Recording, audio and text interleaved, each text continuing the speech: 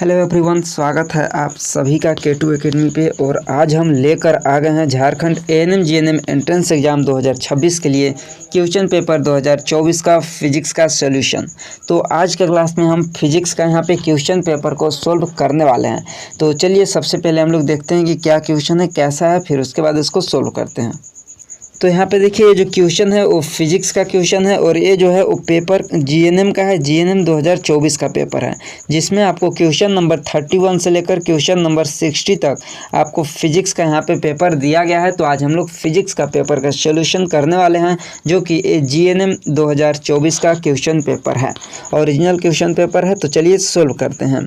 तो सबसे पहले यहाँ पे दिया है और ये सेट नंबर 1 है। आपको पता होगा 4 सेट का एग्ज़ाम होता है। सारा का सेट में अलग अलग क्वेश्चन का नंबरिंग होता है। सेट में सारा क्वेश्चन सेम ही होता है, नंबरिंग आगे पीछे होता है। तो आप लोग अगर मिलाना भी चाहते हैं तो सेट 1 का यह सॉल्यूशन है। तो यहाँ पे पहला क्वेश्चन दिया है कि एक लेंस के खाली स्थान से होकर प्रकाश की किरण बिना किसी विचलन से गुजर जाती है। तो आपको हम एक लेंस बतलाए हैं, उत्तल लेंस हो चाहे वो अवतल लेंस हो, उसके बीच में हम एक आपको बतलाए थे कि ऑप्टिकल सेंटर होता है। यहाँ पे बीच में जो होता है ऑप्टिकल सेंटर, अगर यहाँ से किसी भी प्रकाश को गुजारा जाता है तो वो सीधे निकल जाता है, चाहे वो किसी भी एंगल से आता है, वो सीधे प्रकाश निकल जाता है बिना किसी विचलन के।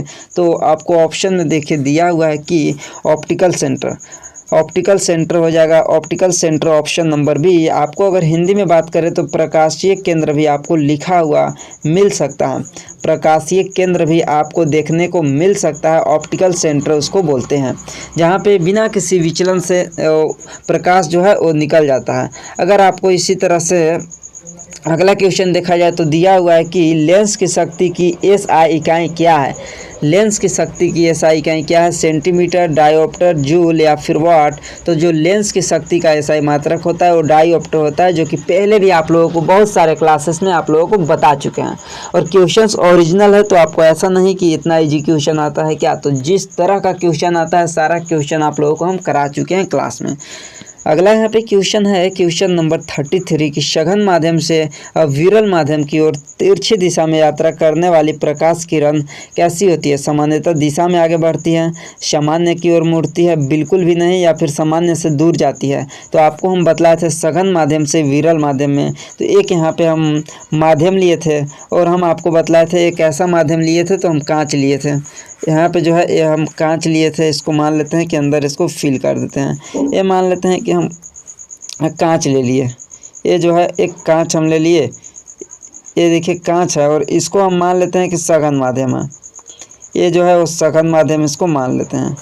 चलिए, तो आगे इसमें क्या करना है। अगर इसको हम सघन माध्यम मान लेते हैं तो बाहर वाला जो हो जाएगा वो विरल माध्यम हो जाएगा, विरल माध्यम हो जाएगा।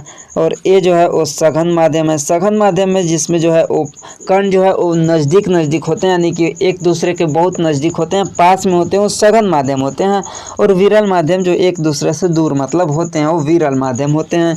और ये जो है वो एक दूसरे के प्रति चेंज होते रहता है। जैसे कि अगर हम यहाँ पे कांच ले लेते हैं और यहाँ पे पानी ले लेते हैं, तो कांच और पानी के अंदर जो पानी हो जाएगा आपका विरल माध्यम हो जाएगा, जबकि कांच हो जाएगा वो आपका सघन माध्यम हो जाएगा। अगर इसी की जगह पे हम पानी और हवा ले लेते हैं, अगर यहाँ पे हम पानी ले लेते हैं तो पानी सघन हो जाएगा और हवा जो है वो विरल माध्यम हो जाएगा। यानी कि एक दूसरे को देखना है कि आपके सामने कौन कौन सा माध्यम दिया है। तो यहाँ पे माध्यम का नाम नहीं दिया है, क्वेश्चन में सिर्फ बोला है कि सघन माध्यम से विरल माध्यम की ओर तिरछी दिशा में यात्रा करने वाली प्रकाश किरण क्या होता है। तो यहाँ पे आप देखिए कि यहाँ पे आपको बोला है कि सघन माध्यम से विरल माध्यम में, अगर ये सघन माध्यम है तो यहाँ से अगर तिरछी दिशा में एक प्रकाश आ रही है तो ये बोला है कि यह सीधे जाएगा या दूर जाएगा या इधर जाएगा, किस ओर की ओर एक प्रकाश की किरण मुड़ता है, यहाँ पे पूछा है। तो आपको याद होगा, तो आपको हम बतलाए थे कि यहाँ पे अगर प्रकाश की किरण यहाँ पे आता है सघन माध्यम से और विरल माध्यम में जाता है, तो सबसे पहले कि आपको यहाँ पे एक लंब बनाना है। और सघन से विरल में जाता है तो अभिलंब से दूर जाता है।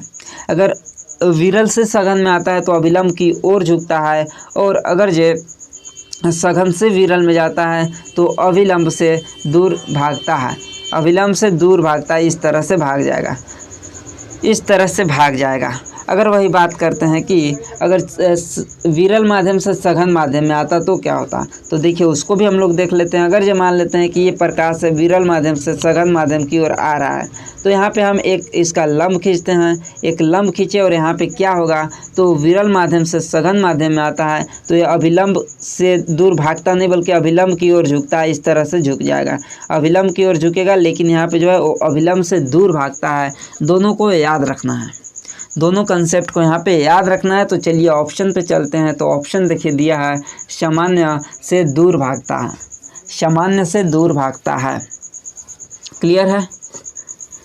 अगला क्वेश्चन है यहाँ पे क्वेश्चन नंबर 34 कि आयताकार कांच के स्लैब के मामले में अपवर्तन वायु कांच और कांच वायु इंटरफेस दोनों पे होता है, तो आपतित किरण के खाली स्थान दिशा में निर्गत इमर्जेंट क्या होता है।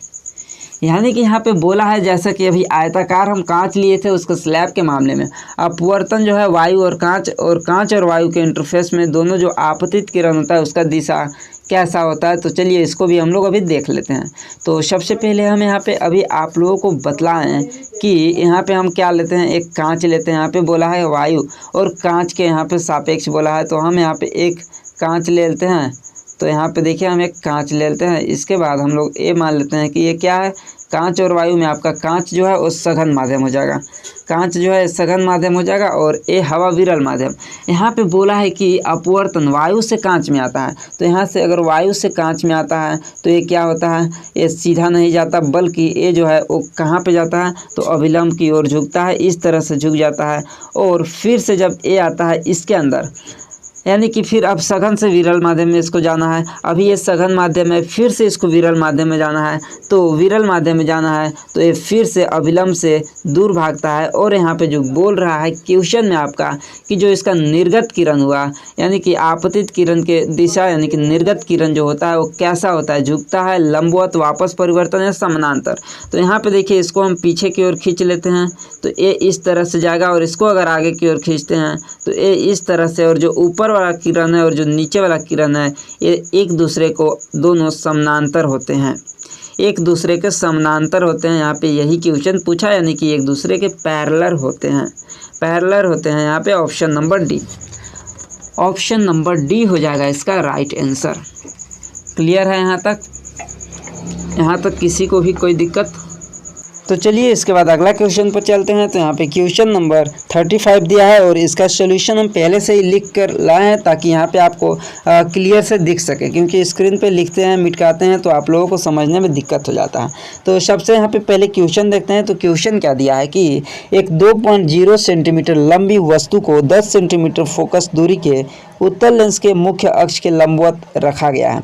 तो लेंस से वस्तु की दूरी 15 सेंटीमीटर है और प्रतिबिंब का आकार ज्ञात कीजिए।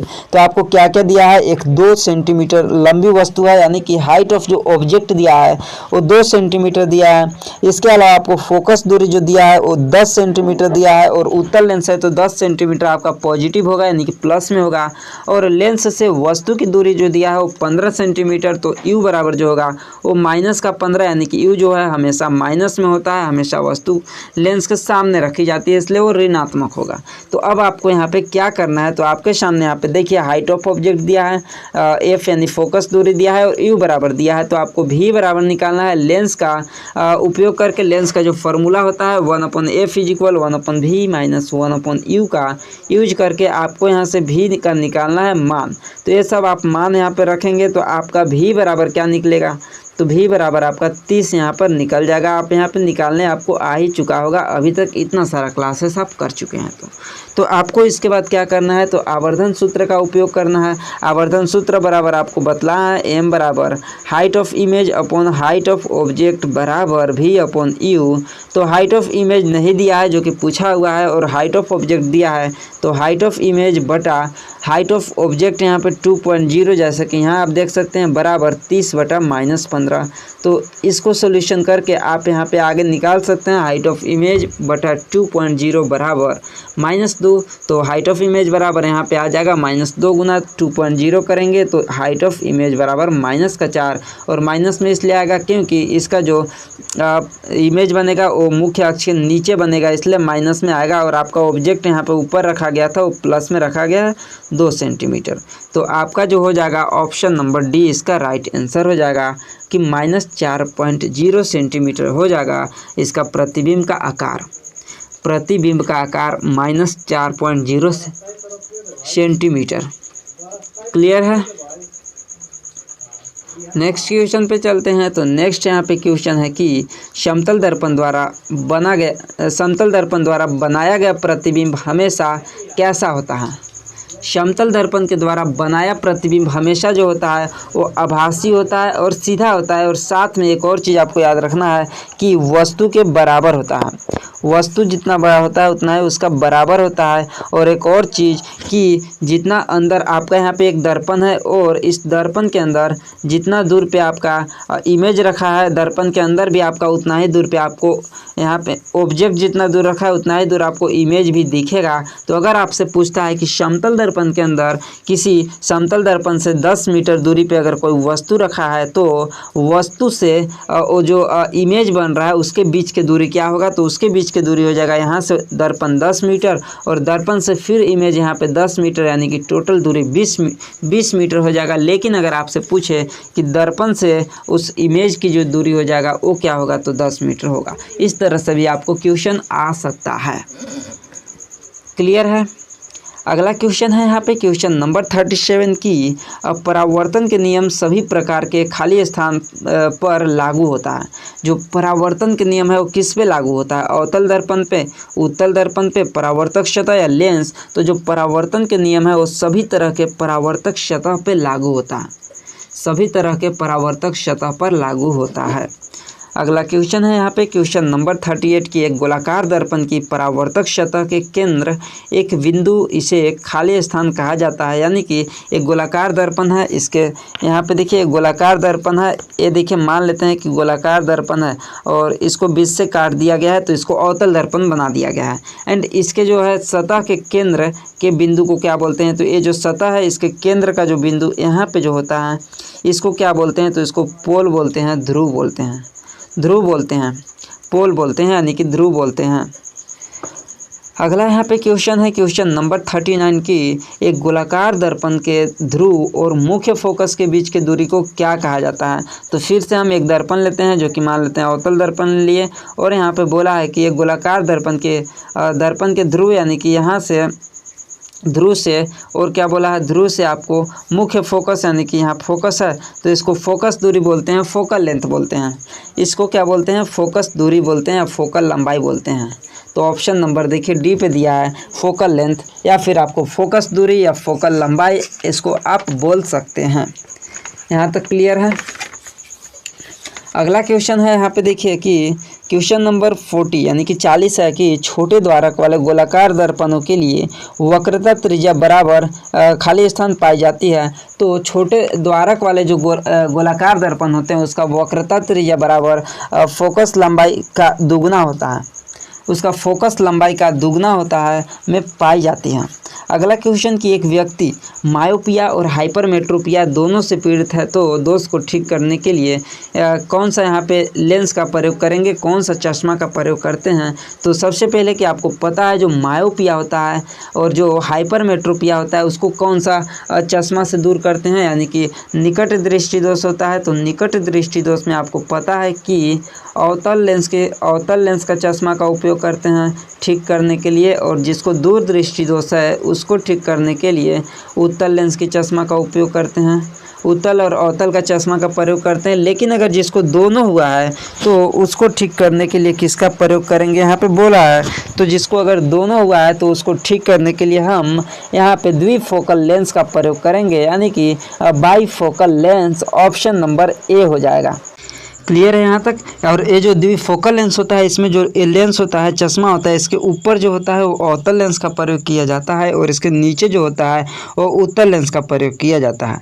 नेक्स्ट यहाँ पे क्वेश्चन है, क्वेश्चन नंबर 42 की एक त्रिभुजाकार कांच के प्रिज्म में इसके दो पार्श्व फलकों के बीच के जो कोण को प्रिज्म का क्या कहा जाता है, यानी कि दो फलकों के बीच का जो कोण होता है उसको यहाँ पे क्या कहा जाता है पूछ रहा है। तो एक प्रिज्म है और इसके जो फलकों के बीच का कोण है वो प्रिज्म का कोण कहलाता है, ऑप्शन नंबर सी। अगला क्वेश्चन है यहाँ पे क्वेश्चन नंबर 43 की प्रिज्म का अजीबोगरीब आकार निर्गत किरण को आपतित किरण की दिशा में एक कोण पर मोड़ देता है, इस कोण को क्या कहा जाता है। यहाँ पे इस कोण को पूछ रहा है कि क्या कहा जाता है। तो यहाँ पे आप देख सकते हैं ये जो है आपके सामने एक प्रिज्म है, नीचे इमेज में भी आपको दिखाई दे रहा होगा। अगर इसी को अगर और बड़ा करते हैं तो देखिए कैसे होगा, ये तो और जूम नहीं होगा लेकिन इसी को जूम करते हैं। देखिए यहाँ पे ये देखिए आपके सामने एक प्रिज्म है और इसमें जो बोला है आपके सामने यहाँ पे प्रिज्म के अंदर आप एक किरण को अंदर डालते हैं और आपको जो है वो बीच वाला तो दिखाई नहीं देता, फिर आपके सामने ये वाला किरण इधर से निकलता है।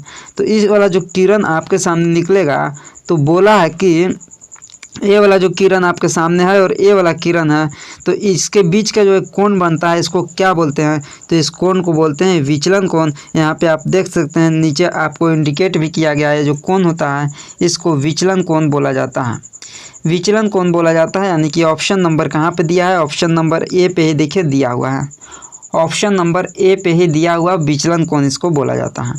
अगला यहाँ पे क्वेश्चन है कि प्रिज्म से गुजरते समय किस रंग का प्रकाश सबसे कम मुड़ता है। तो आपको पता होगा कि जो प्रकाश का 7 कलर होता है, प्रकाश जो होता है ये जो है इसके अंदर 7 कलर होता है। अगर इसको एक प्रिज्म से गुजारते हैं तो ये सातों का सातों कलर आप इसको अलग अलग कर सकते हैं, एक पर्दा पे इसको उतार सकते हैं और इसमें से जो सबसे कम मुड़ता है वो यहाँ पे आप देख सकते हैं रेड है जो कि सबसे कम मुड़ता है। इसके बाद आपको ऑरेंज है, येलो है, green, blue, indigo and violet जो सबसे ज़्यादा मुड़ता है। अगर इसका ट्रिक की बात करते हैं तो आप इसका ट्रिक लिख सकते हैं विबग्योर VIBGOR, यानी कि वॉयलेट हो जाएगा, Indigo, blue, green, yellow, orange and red. और यहाँ पे आप इमेज में भी देख सकते हैं सबसे कम मुड़ता है रेड, उसके बाद ऑरेंज है, सबसे ज़्यादा कौन मुड़ता है तो वॉयलेट है। अगर हिंदी में बात करते हैं तो बैगनी हो जाएगा, बैगनी, जामुनी हो जाएगा, नीला हो जाएगा, हरा, पीला, ऑरेंज यानी कि संतरा एंड रेड यानी कि लाल हो जाएगा। क्लियर है। अगला क्वेश्चन है यहाँ पे कि वास्तविक सूर्यास्त और स्पष्ट सूर्यास्त के बीच का अंतर क्या है। आपको पता है कि सूर्यास्त के समय सूर्य का लाल रंग क्यों प्रतीत होता है, सूर्यास्त के समय सूर्य का लाल रंग क्यों प्रतीत होता है आपको पता है, तो प्रकाश का प्रकीर्णन के कारण। एक और क्वेश्चन आता है कि आसमान में जो तारे टिमटिमाते हुए दिखाई देते हैं वो क्यों दिखाई देते हैं, तो वायुमंडलीय अपवर्तन के कारण। और यहाँ पे क्वेश्चन पूछा है कि वास्तविक सूर्यास्त और स्पष्ट सूर्यास्त के बीच का जो समय होता है वो 2 मिनट का समय होता है। अगला क्वेश्चन है कि दंत चिकित्सकों द्वारा रोगी के दांतों की बड़ी छवि देखने के लिए किस प्रकार के दर्पण का उपयोग करते हैं। तो अगर आपको ये भी क्वेश्चन याद होगा तो आपको हम बतलाएं कि एक उत्तल दर्पण और एक अवतल दर्पण। उत्तल दर्पण में हमेशा छोटा प्रतिबिंब बनता है, लेकिन अवतल दर्पण में छोटा भी बनता है, समान साइज का भी बनता है और बड़ा प्रतिबिंब बनता है। तो दंत चिकित्सक जो दांत का चिकित्सा करते हैं वो बड़ा प्रतिबिंब देखने के लिए अवतल दर्पण का उपयोग करते हैं, अवतल दर्पण का उपयोग करते हैं। समतल दर्पण में हमेशा समान प्रतिबिंब बनता है, जितना वस्तु होता है आकार जितना वस्तु का होता है उतना ही प्रतिबिंब का भी आकार होता है, यानी कि समान साइज का बनता है। क्लियर है। अगर आपसे क्वेश्चन पूछता है कि ऐसा कौन सा दर्पण है जिसमें वस्तु के बराबर प्रतिबिंब बनता है, तो आपको क्या करना है, बराबर प्रतिबिंब बनता है तो समतल नहीं होगा बल्कि समतल तो होगा ही होगा, इसके साथ अवतल दर्पण भी होगा, क्योंकि अवतल दर्पण में भी समान प्रतिबिंब बन सकता है और समतल में तो बनता ही बनता है। लेकिन अगर आपसे पूछता है कि ऐसा कौन सा दर्पण है जिसमें हमेशा समान आकार का प्रतिबिंब बनता है, अगर हमेशा का बात करता है तो समतल दर्पण हो जाएगा, जिसमें कि हमेशा समान आकार का प्रतिबिंब बनता है। क्लियर है।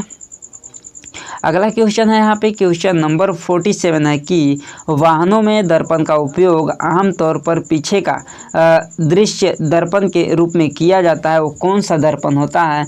तो आपको पता होगा जो वाहन होता है इसका जो साइड में दर्पण लगाया होता है ये दर्पण उत्तल दर्पण होता है। और उत्तल दर्पण का प्रयोग इसलिए होता है क्योंकि यहाँ पे जो चालक बैठा होता है पीछे का इसको जो व्यू देखना होता है, पीछे का दृश्य देखना होता है, उसके लिए ये दर्पण जो है उत्तल दर्पण का प्रयोग करता है। और इसमें जो है वो छोटा प्रतिबिंब बनता है क्योंकि ये उत्तल दर्पण जो है इसमें जो पीछे का पूरा दृश्य एक बार में आ जाता है इस दर्पण के अंदर, क्योंकि इसमें छोटा प्रतिबिंब बनता है, इसलिए हमेशा उत्तल दर्पण का उपयोग किया जाता है, उत्तल दर्पण का उपयोग किया जाता है। क्लियर है। अगला यहाँ पे क्वेश्चन दिया हुआ है कि छवि की ऊंचाई और वस्तु की ऊंचाई के अनुपात को क्या कहा जाता है। यानी कि हाइट ऑफ क्या है, वस्तु की ऊंचाई, छवि की ऊंचाई, height of image upon height of object बराबर आवर्धन होता है। एम आप लोगों को बतला है आवर्धन, मैग्निफिकेशन। तो वस्तु की ऊंचाई और जो छवि की ऊंचाई और वस्तु की ऊंचाई की जो अनुपात होता है height of image upon height of object बराबर एम होता है, मैग्निफिकेशन होता है। मैग्निफिकेशन आवर्धन इसको बोलते हैं हिंदी में। क्लियर है। अगला यहाँ पे क्वेश्चन है कि किसी मोटर गाड़ी पे पीछे का दृश्य देखने के लिए प्रयुक्त उत्तल दर्पण की वक्रता त्रिज्या 3.00 मीटर है। यदि एक बस इस दर्पण से 5 मीटर की दूरी पर स्थित है तो प्रतिबिंब की स्थिति ज्ञात कीजिए। यहाँ पे प्रतिबिंब की स्थिति ज्ञात करने को बोल रहा है, यानी कि आपको पता करना है कि प्रतिबिंब का स्थिति कहाँ है, दर्पण के पीछे है, सामने है, कि कितना मीटर की दूरी पे है, ये सब आपको पता करना है। तो सबसे पहले आपको क्या दिया है, उत्तल दर्पण दिया है। तो इससे आपको एक क्या पता चलता है, अगर आपको उत्तल दर्पण दिया हुआ है यानी कि आपको इस तरह से दिया है और उत्तल दर्पण दिया है तो इसमें आपका जो प्रतिबिंब है वो किधर बनेगा, क्या दर्पण के सामने बनेगा या दर्पण के पीछे बनेगा। तो सबसे पहले कि आपको उत्तल दर्पण है तो उत्तल दर्पण में क्या बनता है, दर्पण के पीछे इमेज बनता है। तो सबसे पहले कि आपको तो दर्पण के सामने वाला ऑप्शन हटा ही देना है, दर्पण के सामने बनने का इसका कोई चांसेस ही नहीं है। अब हम आगे सोल्व करते हैं कि कितना मीटर की दूरी पे बनता है, तब हम यहाँ पे एग्जैक्ट बतला सकते हैं कि दर्पण के पीछे तो बन रहा है बट कितना दूरी पे बन रहा है। तो चलिए सबसे पहले हम देखेंगे कि हमारे पास क्या क्या दिया हुआ है। राइट, तो सबसे पहले हमारे पास जो है वो यू भी दिया है। यहाँ पे देख सकते हैं जो पीछे का दृश्य देखने के लिए वक्रता त्रिज्या आर यहाँ पे दिया है, देख सकते हैं आर बराबर कितना है, 3 मीटर। आर बराबर 3 मीटर है। तो आर बराबर 3 मीटर है तो आप एफ बराबर निकाल लीजिए। आर बराबर 3 है तो एफ बराबर 3/2 हो जाएगा। 3/2 यानी कि एफ बराबर 1.5 हो जाएगा, 1.5 मीटर हो जाएगा।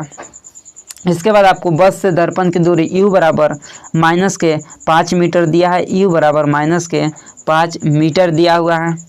तो आपके सामने क्या क्या हो गया, एक f हो गया और एक u हो गया। अगर आपके सामने f भी हो गया और u भी हो गया तो आपको सबसे पहले क्या करना होगा, दर्पण सूत्र का प्रयोग करके भी निकालना होगा। तो दर्पण सूत्र आप लोग यूज कीजिए, तो 1/f बराबर 1/v प्लस 1/u। इस पर आप लोग मान रखिए और मान रखने के बाद v का मान पहले आप लोग निकालिए। तो आप लोग v का मान सबसे पहले निकालिए और v का मान अगर आता है तो वही हम लोगों को पता चल जाएगा कि प्रतिबिंब का स्थिति जो है वो कितना दूर पे है और कहाँ है। तो सबसे पहले इसको आप लोग सोल्व करेंगे तो आप लोगों का जो आने वाला है यहाँ पे आप देख सकते हैं लास्ट में सोल्व किया हुआ है कि प्लस के अंदर आएगा लगभग 1.1538 मीटर, यानी कि प्लस में है यानी कि दर्पण के पीछे होगा और 1.15 मीटर ऑप्शन नंबर यहाँ पे सी पे दिया हुआ है। ऑप्शन नंबर सी हो जाएगा इसका राइट आंसर। इसमें कुछ नहीं करना है, वक्रता त्रिज्या है तो वक्रता त्रिज्या की आधा फोकस दूरी होता है, तो फोकस दूरी आपको निकालना है, 2 से डिवाइड करके फोकस दूरी आप निकालेंगे और आपके सामने यू दिया हुआ है यानी कि बिंब की दूरी दिया हुआ है तो आप भी निकाल लेंगे आसानी से। और आप भी निकाल लेंगे तो भी जो आपका आ रहा है वो लगभग 1.15 मीटर आ रहा है, जो कि ऑप्शन नंबर सी पे दिया हुआ है। क्लियर है। अगला क्वेश्चन पर चलते हैं। तो अगला क्वेश्चन है यहाँ पे क्वेश्चन नंबर 50 कि 4 सेंटीमीटर आकार की एक वस्तु को 15.0 सेंटीमीटर फोकस दूरी के अवतल दर्पण के सामने 25 सेंटीमीटर पर रखा गया है। तो क्या आगे बोला है कि शार्प प्रतिबिंब प्राप्त करने के लिए दर्पण को कितनी दूरी पर एक पर्दा रखा जाना चाहिए। यानी कि यहाँ पे भी हमको भी निकालने को बोल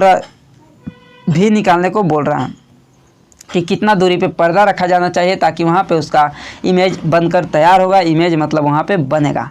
तो सबसे पहले कि आपको क्या करना है, आपको कौन सा दर्पण दिया, अवतल दर्पण। तो अवतल दर्पण में दर्पण के सामने बनता है, जो कि चारों ऑप्शन में दिया है दर्पण के सामने, बिल्कुल सही है। लेकिन अब आपको मान देखना है कि कितना सेंटीमीटर पे बनेगा, वही तो हम लोगों को निकालना है। तो क्या क्या दिया हुआ है हमारे पास, तो हाइट ऑफ ऑब्जेक्ट दिया हुआ है जो कि 4 सेंटीमीटर है। हाइट ऑफ ऑब्जेक्ट 4 सेंटीमीटर है और वस्तु को 15 सेंटीमीटर फोकस दूरी, यानी कि फोकस दूरी एफ बराबर जो दिया है वो माइनस का 15 सेंटीमीटर। माइनस का इसलिए क्योंकि अवतल दर्पण है तो उसमें फोकस दूरी माइनस में ही आएगा। अवतल दर्पण की फोकस दूरी निगेटिव होता है। और इसका जो है यू बराबर दिया है, बीम की दूरी दिया है वो कितना है 25 सेंटीमीटर, और 25 सेंटीमीटर है तो ये भी माइनस में होगा क्योंकि यू जो है वो हमेशा माइनस में होता है। तो अब हम यहाँ पे क्या यूज करने वाले हैं, तो यहाँ पे भी हम उसी को यूज करेंगे। किसको यूज करेंगे, तो दर्पण का सूत्र का, क्योंकि एफ भी दिया है यू भी दिया है। हाइट ऑफ ऑब्जेक्ट से यहाँ पे कोई लेना देना नहीं है, हमारे पास एफ भी दिया है और यू भी दिया है और हमको भी निकालना है। तो दर्पण सूत्र 1/f is equal 1/v minus 1/u। और यहाँ पे हम मान रखेंगे f के जगह पे -15 और u के जगह पे -25 रखेंगे। इस तरह से आगे हम सोल्व करेंगे तो v बराबर कितना निकल कर आएगा, बतलाइए, जल्दी से बतलाइए। v बराबर अगर आप सोल्व करते हैं तो आपका जो आने वाला है वो -37.5 माइनस में आपके आने वाला है 37.5। तो आपको माइनस क्या बतलाता है कि ये दर्पण के सामने बन रहा है, दर्पण के सामने यानी कि बाईं ओर बन रहा है और -37.5 सेंटीमीटर की दूरी पे यहाँ पे रखा जाना चाहिए एक पर्दा, ताकि हम उसका इमेज को अच्छे से उसके ऊपर देख सकते हैं, उतार सकते हैं। तो ऑप्शन नंबर ए जो है इसका राइट आंसर हो जाएगा, ऑप्शन नंबर ए हो जाएगा इसका सही आंसर। क्लियर है। अगला क्वेश्चन है कि कोलाइडल कणों द्वारा प्रकाश के प्रकीर्णन की घटना खाली स्थान को जन्म देती है। तो जो कोलाइडल कण होता है, कोलाइडल कण क्या होता है, तो ये एक ऐसे सूक्ष्म कण होते हैं जिनका आकार होता है वो 1 नैनोमीटर से 1000 नैनोमीटर के बीच होता है। और ये जो होते हैं वो विषमांगी मिश्रण होते हैं जो कि एक दूसरे के कण फैले होते हैं। अगर इसमें हम प्रकाश की प्रभाव डालते हैं तो इसमें प्रकीर्णन होता है और एक टिंडल प्रभाव इसको शो होता है। यहाँ पे एक टिंडल प्रभाव शो होता है, देखने को मिलता है। टिंडल प्रभाव आपको देखने को मिलता है, प्रकाश को विखेर देता है, वहाँ पे उसको टिंडल प्रभाव वहाँ पे शो होता है। अगला क्वेश्चन है कि यदि पृथ्वी पे वायुमंडल नहीं होता तो कोई प्रकीर्णन नहीं होता, तब आकाश कैसा दिखाई देता है। तो अगर आपको अभी पता है कि पृथ्वी पे वायुमंडल होता है तो अभी और यहाँ से एक और आपका क्वेश्चन बन रहा है कि आकाश का जो नीला रंग दिखाई देता है वो किस कारण से दिखाई देता है। आकाश का जो नीला रंग दिखाई देता है वो प्रकाश के प्रकीर्णन के कारण दिखाई देता है। लेकिन अगर जब प्रकीर्णन नहीं होता तो कैसा रंग दिखाई देता आपका वायुमंडल का, तो यहाँ पे जो आपका अंधेरा दिखाई देता है, यानी कि आपको काला दिखाई देता, बिल्कुल अंधेरा दिखाई देता। अंधेरा की जगह कभी कभी आपको ब्लैक एकदम काला, यहाँ पे डार्क भी लिखा हुआ है, यानी कि काला दिखाई देता। और आपको ये भी यहाँ पे इस क्वेश्चन से पता चल रहा है कि जो आकाश का जो नीला रंग होता है वो प्रकाश का प्रकीर्णन के कारण ही दिखाई देता है। क्लियर है यहाँ तक। अगला क्वेश्चन है, यहाँ पे देखिए क्वेश्चन नंबर 53 कि साफ आसमान का रंग नीला क्यों है। तो आसमान का नीला रंग क्यों है, तो अभी हमने पिछले क्वेश्चन में देखा कि प्रकाश का अगर प्रकीर्णन नहीं होता है तो आकाश यहाँ पे कैसा दिखाई देता है, वायुमंडल कैसा दिखाई देगा। तो वायुमंडल जो है वहाँ पे अंधेरा दिखाई देगा, डार्क दिखाई देगा। तो किस कारण से होता है, तो प्रकीर्णन के कारण ही होता है नीला रंग। आपको जैसा कि पिछला क्वेश्चन में भी हम आपको हिंट दिए थे, तो ऑप्शन नंबर हो जाएगा ए, प्रकाश का प्रकीर्णन के कारण होता है। अगला क्वेश्चन है यहाँ पे क्वेश्चन नंबर 54 की 1 कूलम्ब आवेश लगभग कितना इलेक्ट्रॉन में निहित आवेश के बराबर होता है। तो 1 कूलम्ब आवेश जो है वो कितना के बराबर होता है, तो 6 × 10⁻18 इलेक्ट्रॉन के बराबर होता है। यानी कि 1 कूलम्ब इज इक्वल 6 × 10⁸ इलेक्ट्रॉन्स के बराबर होता है। क्लियर है। अगला क्वेश्चन है यहाँ पे कि विद्युत विभवांतर की एसआई इकाई क्या है। तो विभवांतर की एसआई इकाई जो होता है वो वोल्ट होता है। इसके अलावा एम्पियर जो दिया है वो विद्युत धारा का होता है। कूलम्ब जो दिया है वो आवेश का होता है। और जूल जो दिया है वो किसका होता है, तो एक कार्य का होता है, ऊर्जा का होता है, जूल। और आपको एक कमेंट करके बतलाना है कि प्रतिरोध जो होता है वो किसका होता है,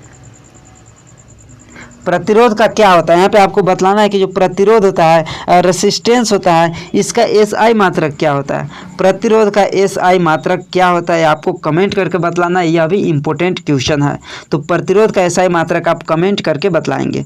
अगला यहाँ पे क्वेश्चन है क्वेश्चन नंबर 56 की एक सामान्य आँख उन वस्तुओं को स्पष्ट रूप से देख सकती है जो खाली स्थान है, यानी कि 25 सेंटीमीटर और अनंत के बीच में है, 25 सेंटीमीटर और 75 सेंटीमीटर के बीच है, 25 सेंटीमीटर के जो अंदर रखा है, या फिर उल्लेखित में से कोई नहीं। तो आपको पता होना चाहिए कि जो मानव नेत्र है उसका न्यूनतम जो देख सकता है अच्छा से वो 25 सेंटीमीटर है, और उसका मैक्सिमम जो है वो अनंत तक अच्छा से देख सकता है, यानी कि 25 सेंटीमीटर और अनंत के बीच रखी वस्तु को मानव का जो नेत्र होता है, सामान्य जो आँख होता है वो अच्छी तरह से उसको देख सकता है, अच्छी तरह से देख सकता है।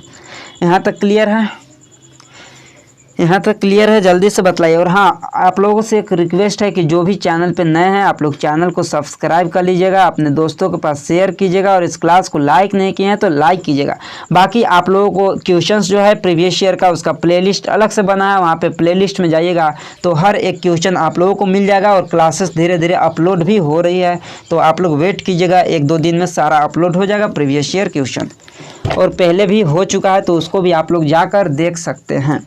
अगला क्वेश्चन है कि आँख के लेंस की वक्रता को कुछ हद तक खाली स्थान द्वारा संशोधित किया जाता है। तो ये अभी कुछ दिन पहले ही आप लोगों को क्वेश्चन बतलाया था कि जो आँख के लेंस है उसको हम सिलियरी मसल्स के द्वारा उसको संशोधित कर सकते हैं, एक्सटेंड कर सकते हैं, उसको मॉडिफाइड कर सकते हैं। किसके द्वारा, सिलियरी मसल्स के द्वारा, सिलियरी मसल्स के द्वारा कर सकते हैं।